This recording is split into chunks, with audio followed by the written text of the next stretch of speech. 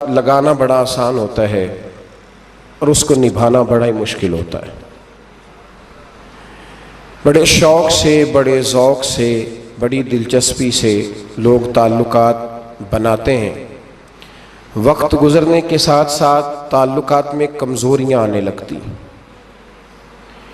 حالانکہ کمزوری انسان کے اپنے اندر ہوتی ہے، وہ اپنے شوق کو برقرار نہیں رکھ سکتا، ذوق کو برقرار نہیں رکھ سکتا، اس کے اعصاب تھکتے ہیں، اس کی نگاہیں تھکتی ہیں، اس کی زبان تھکتی ہے۔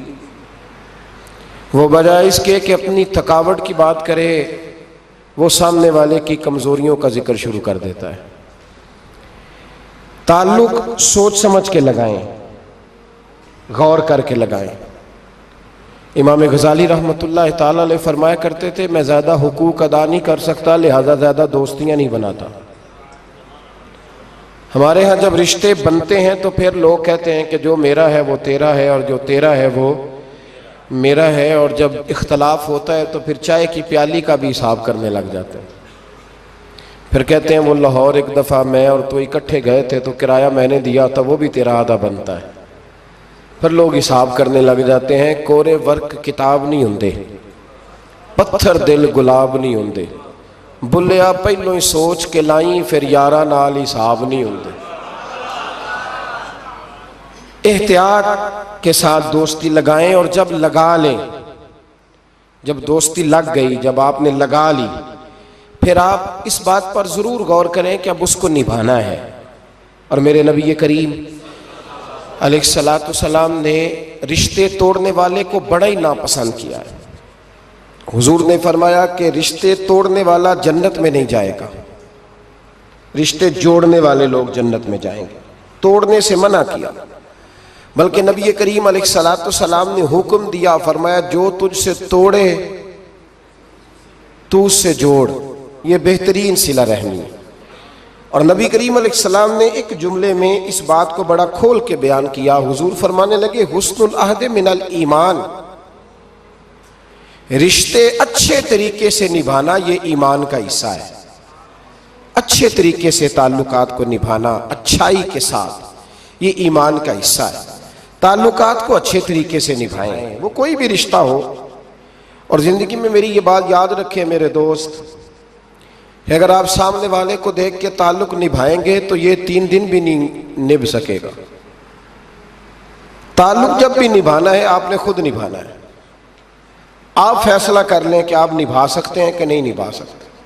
اگر آپ یہ کہیں گے کہ وہ جتنا چلے گا میں اتنا چلوں گا تو یہ تو کم ظرفی ہے۔ اعلیٰ ظرفی تو یہ ہے کہ وہ جتنا بھی چلے گا میں اس کے ساتھ صحیح چلوں گا۔ وہ بابا بلے شاہ صاحب رحمۃ اللہ علیہ نے کہا تھا، بلیا وہ دی ہو جانے، سانو اپنی توڑ نبھا لین دے۔ وہ کیا کرتا ہے وہ معاملہ اس کا ہے، میں نے تو یہ دیکھنا ہے کہ میرا رویہ کیسا ہے، کس طرح کا ہے۔ تعلق صحیح نبھائیں، صحیح، اور کوشش کریں کہ رشتہ نبھ جائے۔ درویش کہا کرتے تھے کہ پانی پرن سہیلیاں رنگا رنگ کڑے، پر یارو اسی تے پریا اس دا جانیے جس دا توڑ چڑھے۔ آخر تک تعلق صحیح نبھائیں، بندوں سے تعلق بھی بالکل ٹھیک نبھائیں، اور رب رسول سے رشتہ بھی بالکل صحیح نبھائیں۔ صحیح، یہ کوئی چکر نہیں کہ میں نے شروع کر لی ہیں تو میں نے پڑھ لی ہیں تو اب میں نے چھوڑ دی ہیں۔ تعلق اللہ رسول سے نہ صحیح نبھائیں۔ قرآن مجید نے کہا، یا ایھا الذین آمنوا اتقوا اللہ حق تقاتہ، اے ایمان والو اللہ سے ڈرو، اور اتنا ڈرو جتنا ڈرنے کا حق ہے۔ ولا تموتن الا وانتم مسلمون، کلمہ پڑھا ہے تو اب مرتے دم تک مسلمان ہی رہنا۔ فرمایا مرنا اس حال میں کہ تم مسلمان ہو، مرتے دم تک مسلمان رہنا۔ یہ نہ ہو کہ کل والے دن تم مسلمان ہو اور شادی والے دن پتہ نہیں تم کیا ہو۔ یہ نہ ہو کہ جنازہ اٹھے تو پتہ چلے کہ مسلمان ہے، لیکن جب بیٹے کی برات جائے تو پھر پتہ ہی نہ چلے کہ مسلمان ہے کہ یہ ہندو ہے، معاذ اللہ۔ ہر وقت مسلمان رہنا، ہر لمحہ، ہر گھڑی مسلمان رہنا، اور یہ رشتہ نبھانا، یہاں تک کہ تم مرو تو مسلمان ہی مرنا۔ میرے صاحب رحمۃ اللہ تعالی علیہ نے ایک شخص کو مرید کیا تو وظیفہ بتایا. وہ ہمارے ہاں جو سادے سادے وظائف ہیں نا، وہ لوگ کہتے ہیں یہ تو آپ نے وہی بات بتائی ہے سادی سی، کوئی گہری سی بات بتائیں، کوئی ایسا تگڑا جملہ بتائیں کہ بس میں اس وظیفے کو پڑھوں تو بس ادھر میں پڑھوں تو ادھر حجاب سارے اٹھ جائیں. شوق ہوتا ہے نا.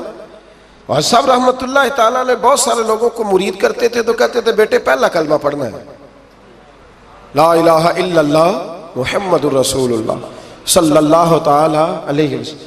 فرماتے یہ پہلا کلمہ پڑھنا اور اتنا پڑھنا اتنا پڑھنا اتنا پڑھنا اتنا رٹ لینا کہ جب تم دنیا سے جاؤ تو کسی کو یاد نہ کرانا پڑے، بلکہ تمہاری عادت ہو کہ جب بھی کوئی تمہاری زبان سے لفظ نکلے تو وہ کلمہ طیبہ ہی نکلے. ایسے نہ ہو کہ دنیا یاد کراتی پھرے کہ کلمہ پڑھو نہ، اتنا رٹ کہ ہر وقت تیری زبان پہ رہے لا الہ الا اللہ محمد الرسول اللہ صلی اللہ علیہ. اور نبی کریم علیہ السلام نے بھی فرمایا افضل الذکر لا الہ الا. سارے کلمات اللہ کو پسند ہے، لیکن فرمایا ذکر میں سے جو بہترین ذکر ہے، افضل ذکر ہے، وہ لا الہ الا اللہ کا. تعلق اللہ رسول کے ساتھ صحیح کر کے نبھائیں.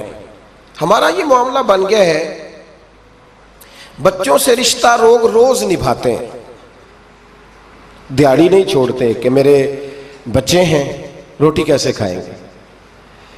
بہن بھائیوں سے رشتہ روز نبھاتے ہیں، کوئی شادی نہیں چھوڑتے. آپ یقین کریں کہ بڑی سخت مشکل بھی ہو اور بھتیجی اور بھانجی کی شادی ہو تو چھٹی نہیں ہو سکتی، سوال ہی نہیں پیدا ہوتا. آپ یہ رشتہ چھوڑ سکتے ہیں؟ یہ تو اتنی بڑی دراڑ پڑ جائے گی. حالانکہ اگر بہن بھائی کو پتا بھی ہو کہ یہ مخلص ہے تو پھر بھی آپ چھٹی نہیں کر سکتے. وہ کہیں گے کہ شادی میں نہیں آیا، میرے بچے کی خوشی میں نہیں پہنچا، میرا تیرا رشتہ کیا ہے. میرے دوستو، بہن بھائیوں سے رشتہ روز نبھاتے ہیں، ماں باپ سے رشتہ روز نبھاتے ہیں.